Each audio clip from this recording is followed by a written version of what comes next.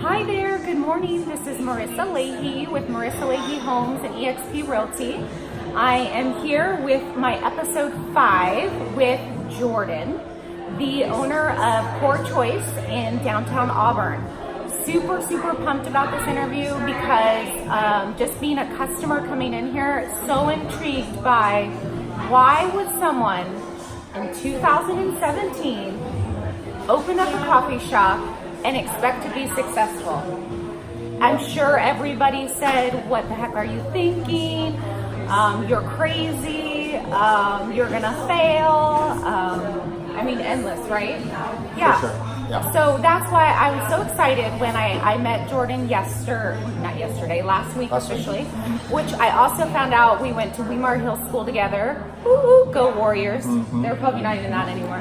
Probably not. Who even knows? It's probably not PC. It's probably not, yeah. Who knows? Anywho, and he was like, yeah, I want to do it. And I was like, oh my gosh, I want to pick your brain. I want to know. People would be excited and intrigued to hear your story. And then he said, well, sounds amazing, and I don't want any questions beforehand. And I went, you crazy, because we want it to be authentic, which I love, and this is awesome. This is live, this is off the cusp. He has no idea what I'm going to ask him. He might kill me later. After this, we turn it off, very much so. Yes. Okay, so yes, Core Choice, the owner, Jordan. The intent on this business is perfection. The name is perfection. Atmosphere, down to the sign you have hanging, the colors, just perfect. That's why I knew I wanted to interview him. So Jordan, before we start, tell us where you grew up. Did you go to college? If so, where at, and all that kind of stuff. Yeah, so my wife and I both were born and raised here. My wife went to Bear River. I went to Colfax, Placer Hills, Weimar, Colfax, all the way through. So my parents were in Applegate for about 50 years, and so got to really enjoy Auburn. Did you say 50 years? 50 years, yeah. Whoa, that's awesome. Totally, yeah. That's so we like major roots. Yeah, so we have I'm the youngest of 5 kids, and we all grew up here, so we got to really enjoy Auburn. I think growing up in Applegate, you get to enjoy the hills, and then we also got to come to Auburn and enjoy the big city, North Auburn. So, yeah, the big city, yeah. So went to Colfax, and my wife and I got married right out of high school, so we got married very young. Oh, I did it. Okay, yeah. That's cool. Yeah. So how old? I was 19 and she was 18. I got married at 19. Yeah, so there you go. So we're celebrating 18 years this year, and so we are. When we got married, we went down to college in LA. So we went to a college called Masters College and graduated there in about 2006. And then we moved back home, and I became a contractor, a builder. So I did custom homes and remodels, and did that for about 12 years. Wow. Okay, I went to LA too. Yeah. This is cool. So there you go. Yeah. So we were down there together. So, yeah. So you came back. Why did you come back? To be with family. I mean, honestly, we wanted to. We were ready to have kids. We'd been married 7 years at that point. It was like we were ready to lay roots here and be And happy. why here? I think Auburn's entirely unique. I feel like I tell people that a lot, that there's nothing like 4 seasons, right? So we get to experience the best of 4 seasons here too. I agree. Where it feels like each season you get kind of to a point where like, all right, like I've had enough, this has been cool, ready for the next thing, and you get this opportunity to see something totally different, experience different weather, different scenery, everything changes, right, from season to season. I think that makes this place so unique. But also, we have access to everything. I mean, we are 2 hours from any type of microclimate you could imagine. Absolutely. You know, so to be able to go skiing, to be able to go to the ocean. We were just in Santa Cruz yesterday, visiting Vertical Roaster. You know, we're there in 2.5 hours in Santa Cruz. You know, Can't it's beat like that. it's crazy. So I feel like what we have here is entirely unique in the country and I think in the world. So. For us, it made perfect sense to get back here, to have kids here. We love the school districts here. We love the houses here. We were in Grass Valley when we moved back. I should say we were up there for about 10 years up on Dog Road. We've been here about 3 in Auburn. But we love living now in Old Town Auburn. It's amazing. We are so thankful to be specifically in this district. It's just, I don't know, it's unique. It has a feel, it has a charm, it has... And even the people, we have all a rainbow of people. For sure, yeah, we're finally getting some diversity in our town too, and I feel like that's something that's been lacking for many years, culture and diversity, and I feel like that's starting. So we really opened this place to create a space for community, so that more people could come and spend time together and build community. And that is what I really want to touch on. So yes, I agree. We are, for the first time, I think it's exciting time how Auburn is. It's been one way and it's been great. I mean, like you said, you've been 50 years. But it's exciting right now seeing the younger generation step up, like yourself, creating the Poor Choice is that community, that third place away from home, a place you can conduct business, a place you can relax with your friends, you can enjoy a farmer's market. It's that a place just to congregate and meet new people. Every time I come here, I'm talking to someone I didn't know before, which is awesome. That's definitely the idea. I mean, that was the goal. So was that the vision and the dream? Certainly, yeah, it absolutely was. My wife's fifth generation wine growers in Napa, in St. Helena specifically. So there's a history of wine in her family, and I've really attached to the wine culture and the love of it for many years now, and kind of studied a bit and just got to be around it to enjoy it. So that kind of led a passion for me into the craft world of drink and food. So that kind of led into beer and coffee almost simultaneously. Understanding that beer and coffee can be different as well. The wine culture has kind of been there for many years, where it's like $2 Chuck is fine for people, but most often the wine people are like, well, I want something specific that's varietal driven or terroir driven, or all the stuff that we talk about in wine. Yeah. That hadn't been the case for beer and for coffee certainly for many years. We saw a major need for coffee specifically in our area because there was nowhere to get it. Yeah. That was a big gaping hole here in our area. So what we do is we focus on direct purchase, direct trade. People always hear the term fair trade, and that kind of starts the conversation of let's pay growers, let's make sure people are getting paid for what they do, what a concept. But direct trade says, no, we're going to go to them, we're going to buy from them and ensure that they get paid for what they do. So that says, they tell us ultimately what they need to survive, and then we go above and beyond that to purchase it and make sure they get enough to sustain themselves. Which is awesome, and you can taste it in your coffee. Sure. With coffee, and so there's coffee, beer, wine here. It's an experience, and I think that's what the wine culture, it's not just the type of wine you're drinking, what kind of wine, it's the experience of drinking it.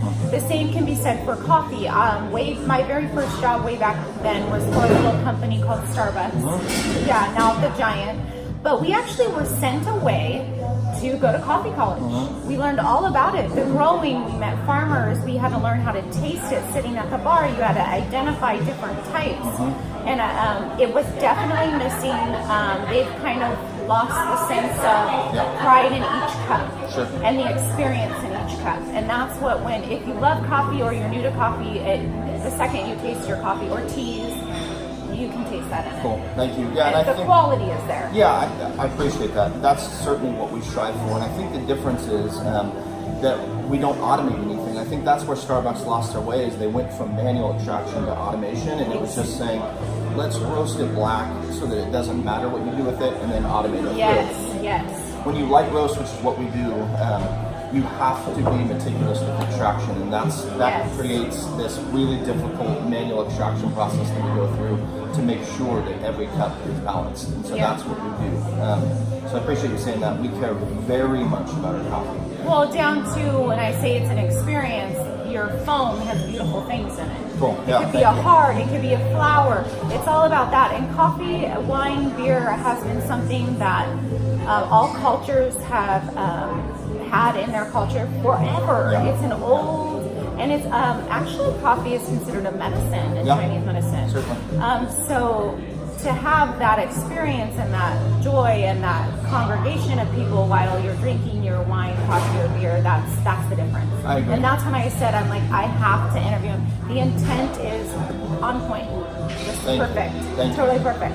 Okay, so now I'm gonna kind of put you on the spot a little bit, but you have this great vision. We want to do all this. You're knowledgeable in it. You're excited about it. How do you start? Because a lot of people have great ideas. They're scared. Everybody tells you, what are you thinking? Sure. You're crazy. How do you do that? Yeah. I mean, I've told a lot of people the same thing. It's I don't think you can plan your way a business. I think that so often, so often people want to plan to the nth degree before they ever start the process. And I think that ultimately leads to fear, and it leads to over planning, and it Yes. leads to ultimately not understanding of all the process because you're just kind of guessing. So I tell people a lot that I don't know another way than just to go and just to do. So you jump right in. You just jump in. Yeah, we honestly came up with the idea. It's a funny story, but it's not a long story. But we were with Deb Arbogast up at Stella Parker Revival when she had just moved her business up to downtown. She had moved from kind of Central Square up to downtown, and she's now in North Carolina. We're sad not to have her here, but her shop is amazing. And so she had just moved. She had a grand opening. We were there for the grand opening, and she said, "Did you see the Auburn Drug Co. is for sale?" Just 2 doors down from her space. And so we walked down there and we kind of looked through the glass, and we both kind of looked at each other and went, "Man, you know what would be so cool is to finally get Third Wave Coffee to Auburn, to highlight our beer scene that is entirely unique and just showcase local beer, and then to have wine that's different and unique and more the style that we think is missing here." And so we said it'd be so fun to do this together, and we kind of saw the old soda bar, and we just kind of envisioned it in that moment. And my wife looked at me and she said, "Let's do it." And I was like, "You're crazy." And she's like, "No, let's do it." And I was like, I looked at her, "Are you serious?" Certifiably crazy. Yeah, I was like, "Are you serious?" And she was like, "Yes." And I'm Yeah. like, "Okay, let's go." So we literally that moment in 3 minutes time decided to do this business with no planning at all. And the next day we offered to buy the building. And it didn't go through. Yeah. And we're super thankful because we would much rather be in Old Town. Yeah. This is where we live. The This fit, fits yes. us. But I said, well, when that didn't go through, I said, I'm going to find a building. And so we just started finding the different owners of buildings and was able to get Yes. at least And there. so you jumped 2 feet in, and you didn't let fear drive the decision. Totally. But also, which is huge, you could have failed.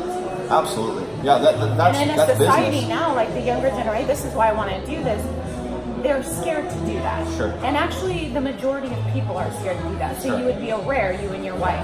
And the support to have each other, being married Yeah. young, growing up together, and growing together and not apart, and realizing, you know what, let's do it. Yeah.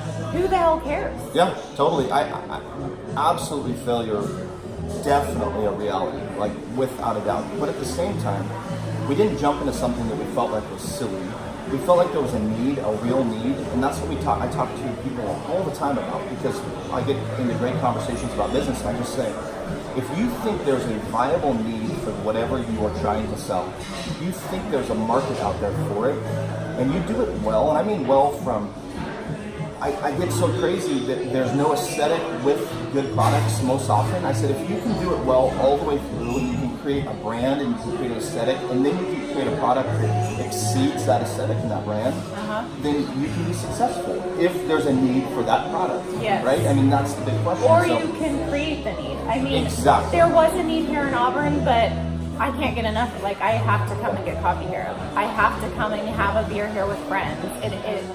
It definitely is a need, but now it's gone beyond that. It's the atmosphere, and I know it's going to be good, and I just love meeting new people. So you're creating that for people Sure. to come back. And but yeah, that is, I mean, overall, we can read all the business books you want to read, and if you're not willing to fail, you're not going to succeed. Absolutely. You got to go, and I don't want to use the word balls out. You have to. You have to. That's what you have to do. Yeah. You can't tiptoe. And you touched on the over planning. Over planning kills everything. It does, yeah. Over planning kills every deal.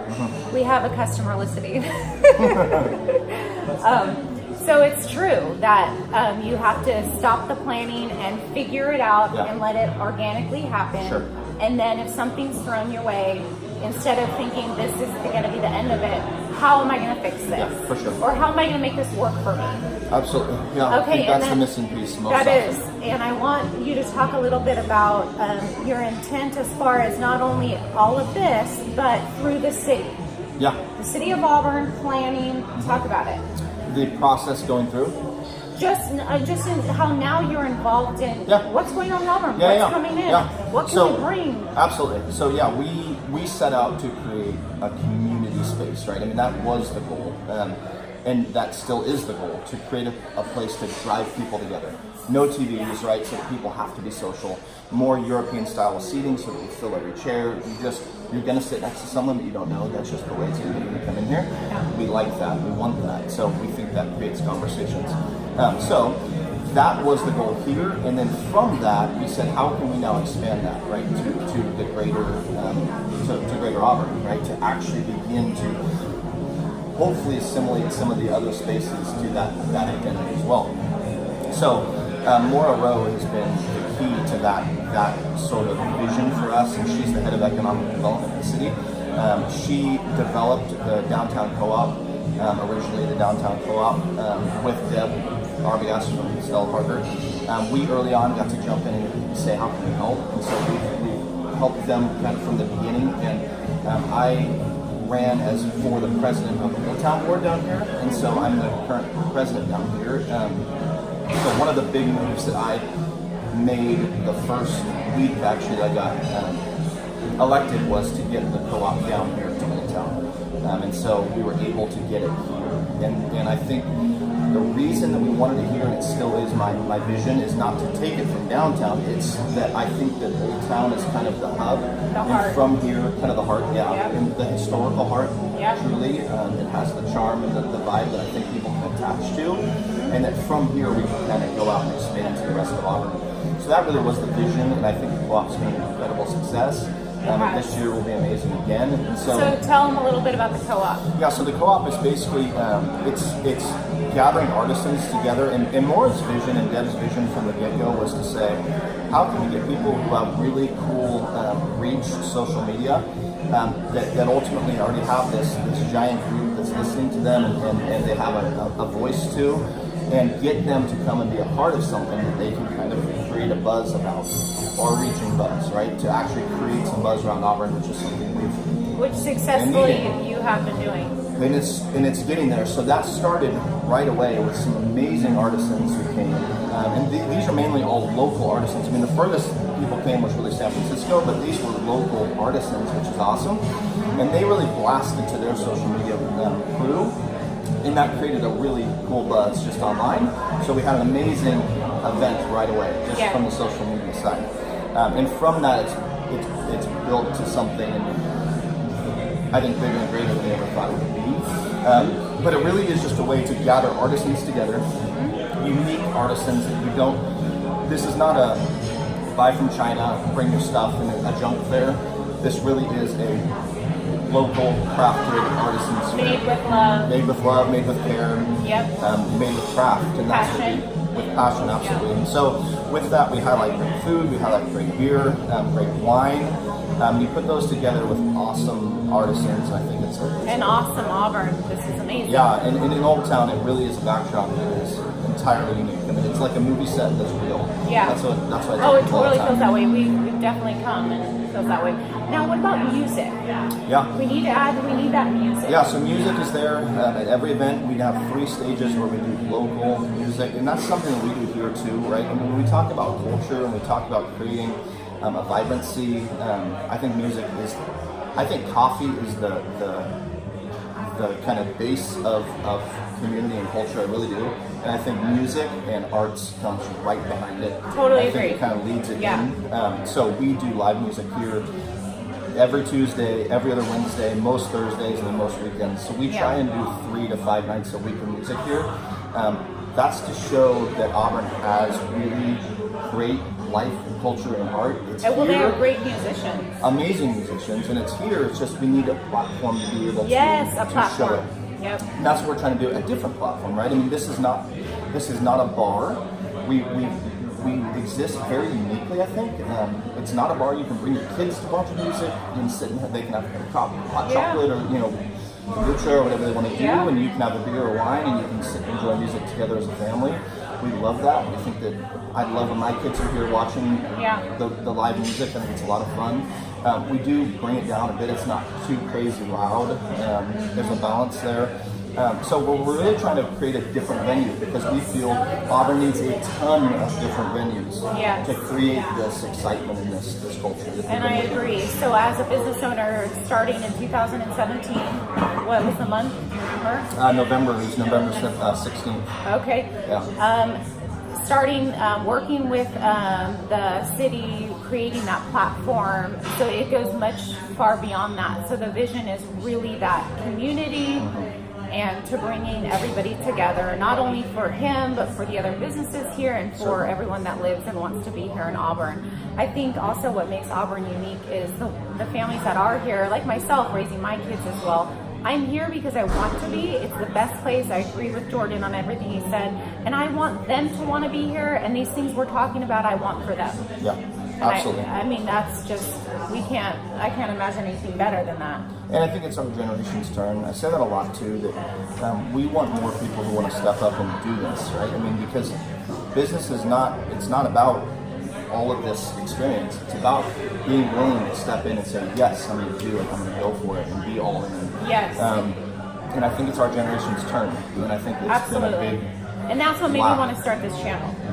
Cool. Awesome. That is exactly it. That's how I feel, and it is. It's our turn to take it on. I have a father who is very successful, self-employed, and it's our turn. Yeah. It's our turn. They're retiring, they're stepping out, and we can make Auburn even better. For sure. And create community even better. Okay, so now I'm going to embarrass Jordan a little bit, maybe get him a little nervous. Maybe, I don't know if it's possible. Yeah. Okay, so what is a quote, a personal or business quote you live by? That's an interesting one. It's funny that I've never really existed. In college I had to read a ton, right? I mean, so I just read all the time. And ever since then, I haven't been a reader much. I'm more of a talker, and I ask a ton of questions. It doesn't even have to be in a book. Yeah. But I always exist by questions and just talking with people. And finding out information. Yeah, for sure. And so I'm constantly hungry to talk to people who are doing it, experiencing it. Yeah. I went to coffee school up in Portland and spent time up there studying coffee and studying extraction and all this stuff that goes into what we do. And there's my teacher, his name's Mike Nelson, and he runs a company called Gilder PDX up in Portland. It's an amazing coffee shop that he just opened right after our class. And his thing he would say to us all the time is, there's one way to do it, and you never sacrifice that, ever. Like, he would just say that over and over and over again. And I say that to my staff 100 times a week, and I just say it constantly, and I talk about it always, because that is the case with craft. There's one way to do it. It's not always going to be the same way, because especially when you're dialing in coffee, the parameters are constantly just doing this, and it's never the same way. It's just there's one way to do it right. Yes. And so that's the thing that we live by here. I like that. That's a good one. That's the way we run our business. And you do, because it took me forever until I met you last week. I had no idea who the owner was. Everyone did it the one way. They took care in it. It was like, I don't even know. Cool. Which is hard to do as you have different employees. Certainly, and we have amazing staff. I tell people all the time that we are not the owners. We are all the owners here. When they move on, because this is not a career, I say that all the time too. They're going to. We'll be the one remaining owners. Yeah. But our employees are our owners. I mean, they really are. This is absolutely a family, and it's a group effort that requires everyone to buy into what we do. And when they don't work here. They transition out. I mean, it's this very obvious If thing. they're smart, they'll absorb everything you're telling them. Yeah. And totally just be a shapeshifter and follow you. Yeah, and it's not even about it, because I tell them all the time, when I'm interviewing, if we were interviewing right now, I would say the same thing to you. I'd say, everyone's going to require a ton of it. Not me, everyone will require a ton, because we all require a ton from each other. Yeah. And if you're not someone who's just a self-starter and who has attention to detail and can step in and do it, it won't work. Yeah. You will notice that you don't fit, and you're going to transition out. It's that obvious. So we love that. We think that our staff is entirely unique. So we get to just enjoy them and spend time with them. Going back to how you're saying it's a craft, 100%, and going from your building background to the craft of this, I mean, that is just perfection. I think so. Because I think business is business. And that's another whole conversation we have, but I think business is business. And that's another thing I say a lot, is I don't think there's any difference between what you do and what I do and what I do as a builder. Business is caring about something enough to do it the absolute best of your ability, attention to detail, caring for customers in a unique way to where you say, I'm going to do everything I can within my ability to make you happy and to make you pleased when you leave my place. And if you don't, then this isn't for you. Like that's the other part. This isn't for everyone. I'm okay with that. Like we know our limitations and we know that this is not for every person. That's okay. But we're going to do our absolute darndest to make it the best for as many people as we can. Amen. And that's the idea. Yep, that's true. Okay. So now are you reading any business books or listening to any podcasts? Yes, I listen to a ton of podcasts. So favorite podcast? My favorite one right now is called I'll Drink to That. I'll Drink to That. And it covers wine and coffee culture, and specifically interviews people who are business owners, winemakers, coffee roasters. That's interesting. It's an amazing podcast. It comes out of New York. It was recommended to me. It ends up being my go-to. It just creates this excitement for me because it's business-minded people who are like collaborating on ideas and hearing stories. That's and probably history. very fascinating. It's awesome. So I end up gravitating towards that one a lot. I also listen to Guild Psalm, which is the Guild of Sommeliers. I'm studying the sommelier side as well to understand wine more and to get more of the education on that side as well. So I end up listening to that a lot as well. And that's a very continuing helpful. education, huge. Totally, I think it's everything. Yeah. The second you stop, you stagnate. Yeah, and that's the way we feel with business too. I mean, people ask us all the time, when's your next cafe opening? Can you open one here? And we're like, no, like we want this one to continue to change and to grow and to build. I mean, we could talk about 1,000 things, but again, like another thing that I harp on a lot is that I get frustrated when businesses say, we found a recipe, people love it, and you just sit on the recipe. And I think that's just not business. I feel like business is constantly moving and changing and evolving and creating something that you never thought it would even be because you listen and you well, that's the difference take between in. successful. I mean, I don't know, but I just think why Especially not? now where everything changes in an instant, in a second. Yeah, if you're not doing that, then it you're seems left, that way. you're left behind. Yeah, it seems that way. For sure. So we love to create. That's what my wife and I love to do, and so we want to continue to create. Continuing education and continuing moving forward. Certainly. Okay, so when you're not doing all that, what's your hobby? Boy, or is this turned into a hobby? No. This is that's another thing I say all You the love time. your work so much that it is your hobby. No, that's definitely not the case. I do love what I do, but this is just work, and this never takes place of certainly my kids, my wife, my family comes far before this ever would. But I love to fish. I actually love to golf. I bow hunt, so my son does as well. So in archery, we both love to shoot archery, and so that's something that we enjoy. I'm actually a major tree hugger, which is like a major tree hugger. And I think that if you eat meat, you should understand the connection between death and meat, and so that's something that's important to me. It's another passion of mine.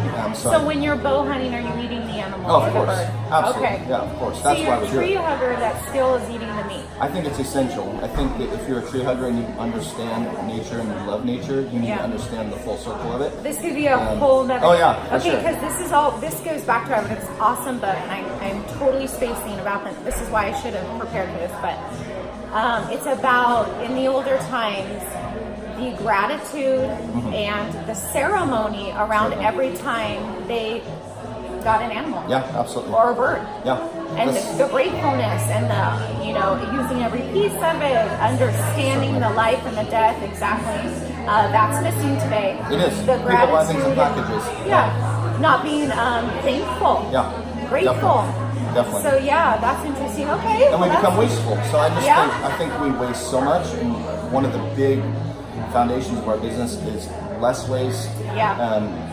Using everything we have, being thankful for what we have, we care an immense amount about that.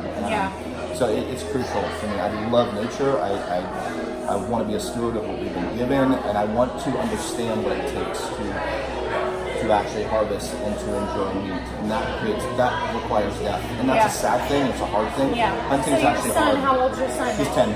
So he understands. He does, yeah. So does my daughter. She's 6, and so I want them to understand and not go through life thinking that meat comes from a package, because it doesn't. Yeah. So, Oh, I love that. yeah, it's another part of, that's one of my My daughter's hobbies. into bow.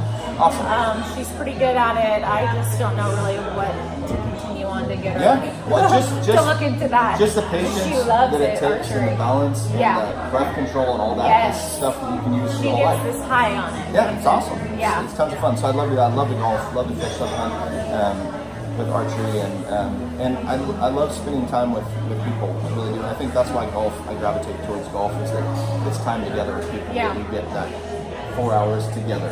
Yeah, whether you like them or not, Yeah, at the end you'll like them. Yeah, or you get Hopefully. paired up with someone you don't know, and you end up getting to know someone you know. Oh, that's always the best. Yeah, yeah. Or the I most dig awkward. that kind of stuff. I'm Yeah. like, oh, I'll be with the one who has no Yeah, friends. exactly. That's I right. want to hear their story.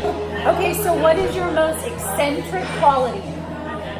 Oh, you'd have to ask my wife that. I don't think I'm super eccentric. I really don't. I think that I'm very passionate, and I think that the things that I've always said that, and this is what my wife says about me all the time, that if there's something I love, I'm its biggest fan, Yeah. and I will be its #1 seller. So I'm picturing you in a cheerleading outfit. Yeah, exactly. Yeah, and I'm just Yeah. like hoorah for whatever it is that I live that way. Yeah.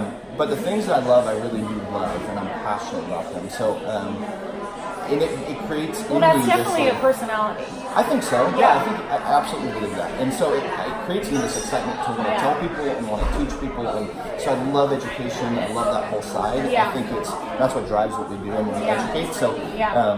I think it's this part of me that just I don't know, it builds in me, and I want to just tell people, and I want to show people, and I want to, so I want to be an Yeah, advocate. so you for get, things yeah, like that. that's super, and that leads out to everybody else. I get all excited too. Cool. I love Awesome. it. Thank you. Okay, so music, favorite band, favorite genre, Yeah. or tell me. Yeah, so I grew up loving bluegrass. Bluegrass was my passion as a kid. I've played a few different bluegrass instruments and love the whole genre. But that really transitioned. I mean, it's interesting when you get married. I think you take on the likes of your spouse, but at That's the true. same time you can also lose the identity of kind of what you love.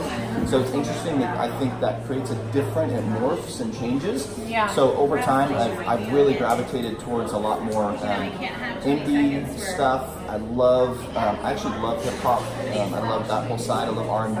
I like very soulful and very music driven. Hip hop, So- that's kind of a surprise. yeah, well, I What year hip hop? 90s. I was gonna say it's the best. Yeah. I actually last week threw my neck out Yeah. dancing to 90s Yeah, hip that's hop. good. That's good. We were making dinner, dance party. I love that. And I went into work the next day and I was all kinked. They're like, what'd you do? Oh, dance to 90s hip hop. Yeah, that's right. That I think it creates a totally different expression and emotion than Music other is music so does. important. Very important. Our house, we have all the way down from Frank Sinatra, Yep. 90s hip hop, Absolutely. indie, Ani DeFranco, if anyone knows Ani. She's from around here. So my kid loves George Strait too. That's his Oh, number one I love favorite. that. So we listen to country in a week. We listen to bluegrass. Johnny we listen Cash? we love Johnny Cash. Yes. We listen to All of every it. genre. I mean, Yeah. we really do. You express yourself through that, and I love that. And it brings up different emotion no matter what it is. Yeah. Like my wife and I used to have a rule that we would plan our next concert before the one we were at was over. Yeah. So we, for probably 6 or 7 years, went from concert to concert to concert. Yeah. And we got to see some amazing I love concerts. that. And Yeah. it was every style, every genre. Like, Yeah, my husband and I loved it. always try to go to at least 4 live music It's awesome. events. I love It's it. so great. Have you been to Bottle Rock? We have not. So Well. my wife's cousin he always gets VIP tickets. And Yeah. we were there the day he went this last Oh, year no, you didn't get in to September go. and Yeah. or October, and he said next year we're going. So I said we're holding you to it. Like Yes, we're definitely that's an going. experience. So, yeah, That's very fun. We love that whole area. That's Yeah. where she's from, and It's but packed. we have amazing stuff. Yeah, Amazing music, so. that's really fun. Okay, so I could go for days. This is probably our longest interview ever, but I could interview him again and still have 1,000 more questions. I But just our talked to last him. question is bacon or sausage?